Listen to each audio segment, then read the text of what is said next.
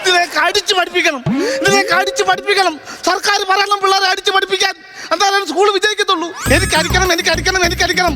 അടിച്ചു കൊല്ലില്ലാതുകളൊക്കെ വഴക്കി എടുക്കാം ഇതിനെ. എന്താ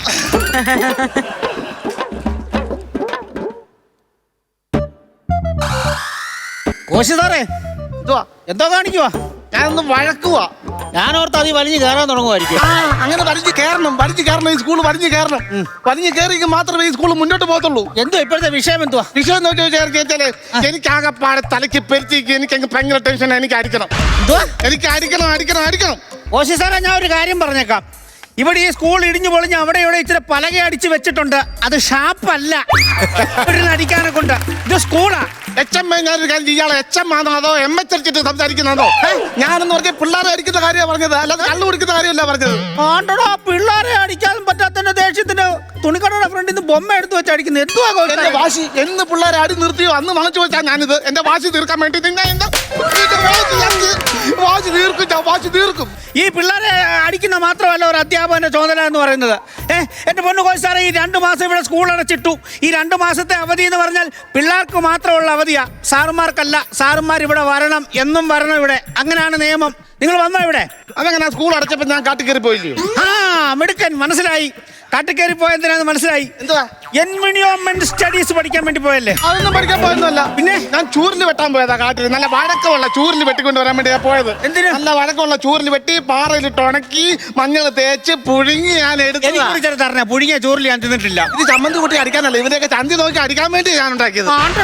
എന്തോ ഒരു കഷ്ടമാണെന്ന് പറഞ്ഞോട്ടെ. എന്റെ പൊന്ന് സാറേ, അടി കൊണ്ടുവന്നു കഴിഞ്ഞാൽ പിള്ളേർ രക്ഷപ്പെടുത്തുള്ളൂ. എന്റെ പൊന്ന് സാറേ, ഈ അടിക്കുന്നൊന്നും അല്ല വലിയ കാര്യം. ഈ അടിച്ചു പഠിപ്പിച്ച പിള്ളേർ ശരിയാവത്തില്ലെന്ന്. അടിച്ചാൽ പഠിക്കത്തില്ല, അടിക്കുന്നിടത്ത് അടിക്കത്തേ ഉള്ളൂ.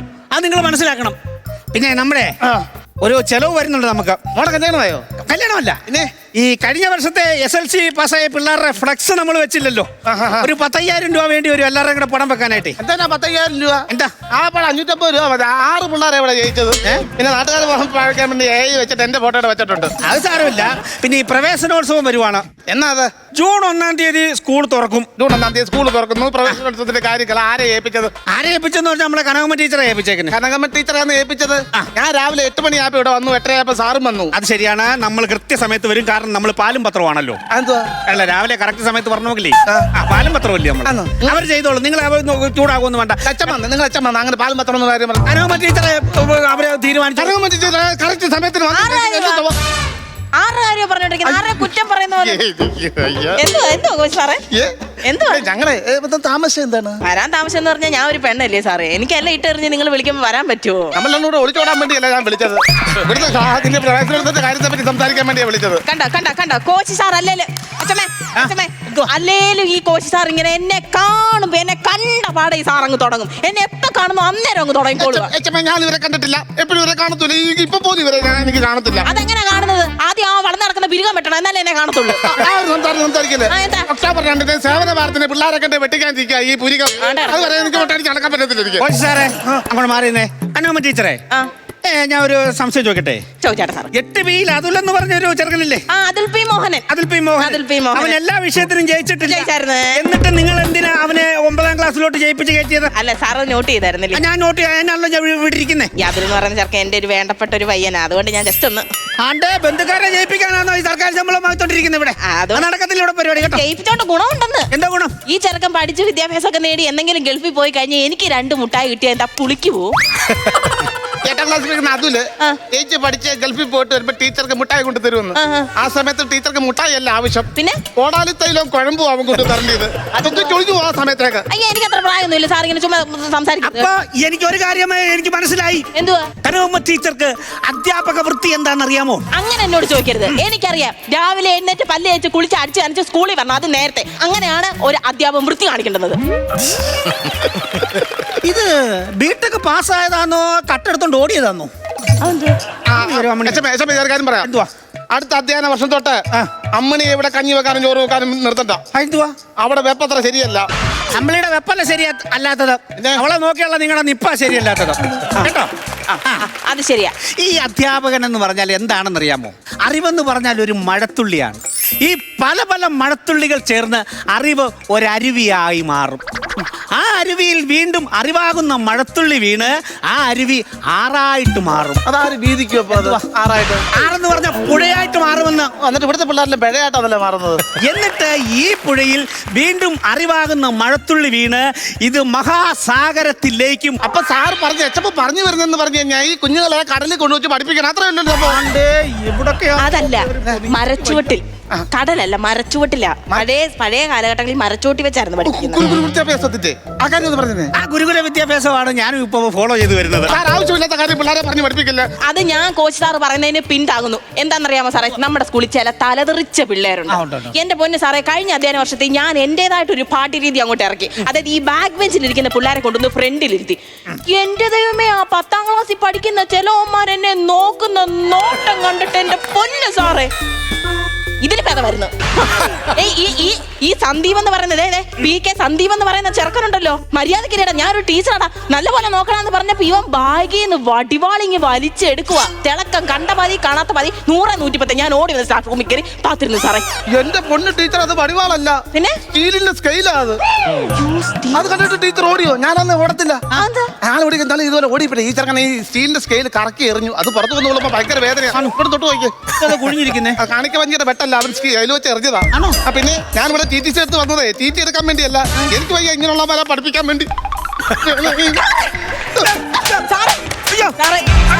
നിങ്ങൾ ഈ രൂപം വെച്ച അധ്യാപകനാവേണ്ട ആളല്ല, നിങ്ങൾ ആനപ്പാപ്പാനാവേണ്ടതായിരുന്നു. എനിക്ക് ആനപ്പാപ്പനാകാൻ മതിയായിരുന്നു. എനിക്ക് വയ്യ നിങ്ങളെ മേയ്ക്കാൻ ഇവിടെ കിടന്ന്. അത് മാത്രമല്ല, കോച്ച് സാറിനെ പറ്റി എനിക്കൊരു പരാതി എന്നല്ല, പൊതുവെ നാട്ടുകാർ പറയുന്ന ഒരു കാര്യമാണ്. ഈ കോച്ച് സാർ നമ്മുടെ ഈ ക്ലാസ് എടുത്ത് പോയി കഴിഞ്ഞിട്ട് രാത്രി ഈ കോച്ച് സാർ ട്യൂഷൻ എടുക്കുന്നുണ്ട് സാറേ. അച്ഛമ്മേ, രാത്രി എന്റെ വീട്ടിൽ പോയി ഞാൻ ട്യൂഷൻ എടുക്കാതെ ഇവര് വീട്ടിൽ പോയി വീഡിയോ എടുക്കാൻ പറ്റുമോ? എനിക്ക് പറ്റുമോ? അത് ശരിയാ.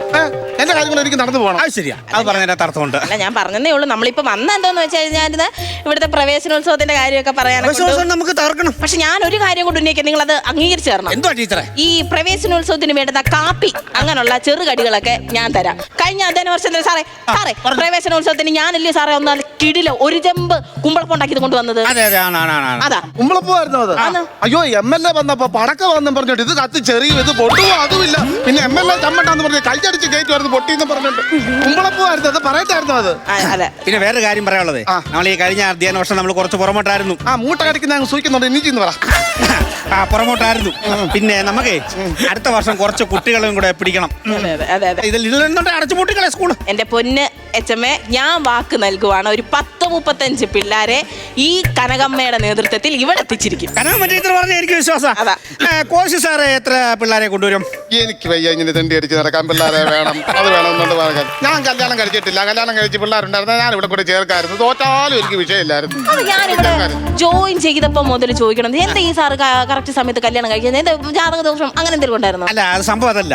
ഇവിടെ ഏത് പുതിയ ഒരു അധ്യാപിക വന്നാലും ആ അധ്യാപികയുടെയും കോശി സാറിന്റെയും പേര് ചേർത്ത് ഇവിടുത്തെ ബാത്റൂമിന്റെ ഭിത്തിയിലും സ്കൂളിന്റെ പുറകിലത്തെ മതിലേലും അങ്ങനെ സർവ്വ ഭിത്തിയിലും അങ്ങ് എഴുതി വെക്കും. പിള്ളേർക്ക് നല്ല താക്കീത് കൊടുക്കണം സാറേ, ഇങ്ങനെ അധ്യാപകരുടെ നേരിൽ അങ്ങനെ ചെയ്യരുത്. ഞങ്ങളും വിചാരിച്ച ആദ്യം പിള്ളേരാന്നാ, പിന്നല്ലേ മനസ്സിലായേ ഈ പുള്ളി തന്നെ അധ്യാപികമാരുടെ പേര് ചേർത്ത് എഴുതി വെക്കുക.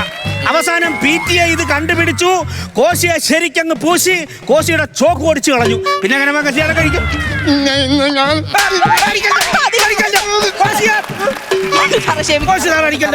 മറ്റു കാര്യങ്ങൾ അങ്ങോട്ട് പറ. മറ്റു കാര്യങ്ങൾ എന്ന് പറഞ്ഞ ഇതാണ്, പ്രവേശനോത്സവത്തിന്റെ ഉള്ള ഒരു അജണ്ട വേണമല്ലോ സാറേ. അജണ്ട എന്തുവാന്ന് സാറ് പറയണം. കോശി സാറ് പറ, എന്തോ അജണ്ട? ടീച്ചർ പറ എന്തോ അജണ്ടയെന്ന്. അയ്യോ, അതങ്ങനെ ഞാൻ നിങ്ങൾ രണ്ടുപേരും ഇവിടെ നിൽക്കുമ്പോ ഞാൻ ഇങ്ങനെ പറയുന്നത് അജണ്ട എന്തുവാന്ന് കാണിക്കോ? അല്ല, ഇവര് നിക്കർ ഊരിപ്പോന്ന് കയറ്റിയിട്ട്. കോശി സാർ പറ, എന്തോ അജണ്ട? സാറ് പറ സാറേ, എന്തോ അജണ്ട? ടീച്ചർ പറ അജണ്ട എന്തുവന്ന്. എന്റെ പൊന്ന് സാറേ, സമയം പോകുന്നത്. അജണ്ട എന്തോന്ന് വെച്ചാ പറയാന്. ഞാൻ റിട്ടയർഡ് ആയിട്ട് പോകാൻ എനിക്ക് വയ്യ ഇവിടെ നിൽക്കാനൊക്കെ. അജണ്ട എന്തോന്ന് പറ. അജണ്ട എന്തെന്ന് പറ. നിങ്ങൾ പറ അജണ്ട. അതാണ് ഞങ്ങൾ ചോദിക്കുന്നത്, അജണ്ട എന്ന് പറഞ്ഞ എന്തുവാന്ന്. അതല്ല ഞാൻ ചോദിക്കുന്നത്, അജണ്ട എന്ന് പറഞ്ഞ എന്തുവാന്ന്. അയ്യേ, അത് പറ. അജണ്ട എന്ന് പറഞ്ഞ സാറേ, നമ്മൾ ഈ പ്രവേശനോത്സവത്തിന് ആരെന്തൊക്കെ ചെയ്യണം, കാര്യകാര്യ പരിപാടികളൊക്കെ ഏതൊക്കെ വേണം എന്നുള്ളതിന്റെ ഒരു നോട്ടീസ് നമ്മൾ തയ്യാറാക്കണ്ടായോ? നോട്ടീസ് അടിക്കണമെന്ന് പറഞ്ഞാൽ പോരാ. അജണ്ട നേരത്തെ നോട്ടീസ് എന്ന് പറയണം. ഞങ്ങൾ സത്യം പറഞ്ഞു നമ്മുടെ അധ്യയന ജീവിതത്തിൽ ഞാൻ ഞാൻ സത്യം പറഞ്ഞാൽ കഴിഞ്ഞ പ്രാവശ്യത്തെ ഒരു ഇത് വെച്ചിട്ട് ഒരു രൂപരേഖ അങ്ങോട്ട് പറഞ്ഞിട്ട് കാര്യമില്ല. ഒരു രൂപയില്ലാത്തൊരു മനുഷ്യനാണ്. ഒരു രൂപരേഖ ഞാൻ തയ്യാറാക്കി ഞാൻ വെച്ചിട്ടുണ്ട്. എന്നാലും സാറേ, നമ്മുടെ ഇത് ഔപചാരികമായിട്ട് ഉദ്ഘാടനം ചെയ്യുന്ന ഒരാൾ വേണമല്ലോ. അത് വേണം. നമുക്ക് എന്നാലേ ഞാൻ സ്ഥലം MLA എന്റെ ശിഷ്യനാണല്ലോ, ഞാൻ അവനോടൊന്ന് പറയാം. അല്ലല്ല വേണ്ട, വേറെ ആരും മതി. ടീച്ചറുടെ അഭിപ്രായത്തില് പിന്നെ ആരായിരിക്കണം? സിനിമാ നടനോ സീരിയൽ ആർട്ടിസ്റ്റ് അങ്ങനെ ആർക്കെങ്കിലും. എന്നിട്ട് പിള്ളേർ അവരെ പറയുന്നവരുണ്ട് സെൽഫി എടുക്കാൻ. സെൽഫി എടുപ്പ് നടക്കുള്ളൂ, ഉദ്ഘാടനം നടക്കുകയല്ല. എന്റെ അഭിപ്രായം ഞാൻ HMനോട് പറയുക, ഈ അധ്യയന വർഷം നമ്മൾ തുടങ്ങുമ്പോൾ കുട്ടികളെ സ്വീകരിക്കാനും ഈ പ്രവേശനോത്സവത്തിന് നമ്മളിൽ ഏറ്റവും പ്രായം കൂടിയ ആള് ആരാന്നു അവര് തിരി കത്തിച്ച് ഉദ്ഘാടനം ചെയ്യുക.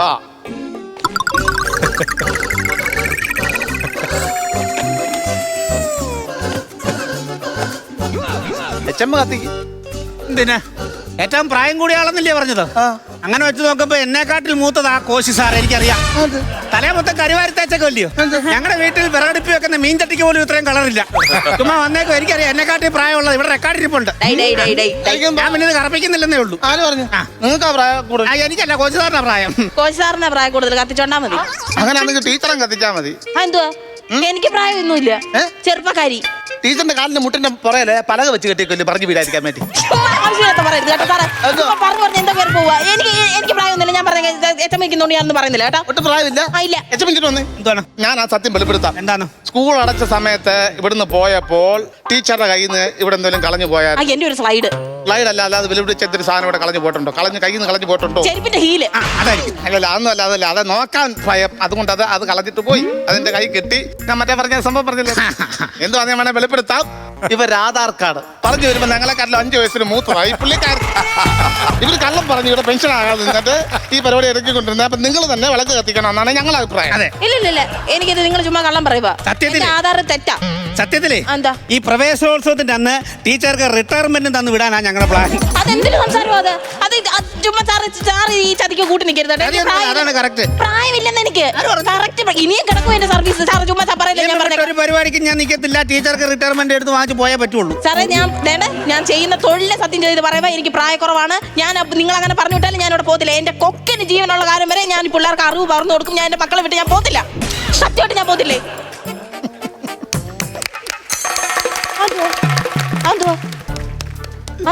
ഞങ്ങൾ ടീച്ചറെ ഇന്ന് പരീക്ഷിച്ചതാ.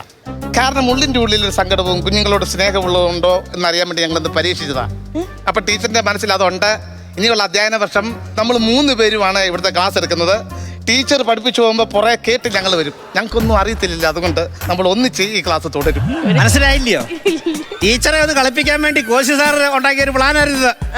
മനസ്സിലായോ? ഞാൻ എന്റെ പിള്ളേരെ ഞാൻ പഠിപ്പിക്കുന്ന പിള്ളേരെ എന്റെ മക്കളെ പോലെ സാറെ കാണുന്നു. അപ്പൊ പെട്ടെന്ന് സാർ അങ്ങനെ പറഞ്ഞപ്പോ എനിക്ക് സങ്കടം വന്നു കേട്ടോ.